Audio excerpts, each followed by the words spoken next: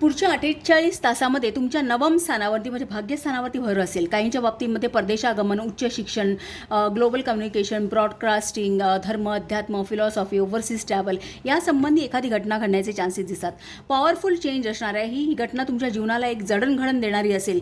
तुम्ही त्यासाठी कमिटेड असाल. तो फिजिकली मेंटली दोन्ही प्रकारे तुमची तयारी असणार आहे. तुम्ही तुमच्या पास्ट नॉलेजचा उपयोग कराल. बॉटम ऑफ द टेक मूनचं कार्ड सांगतंय की ही घटना कदाचित स्वप्नावत असू शकते. तुम्ही इमॅजिन केली असेल पण आतापर्यंत कधी प्रयत्न केला नसेल किंवा तुमचं मन धजावलं नसेल.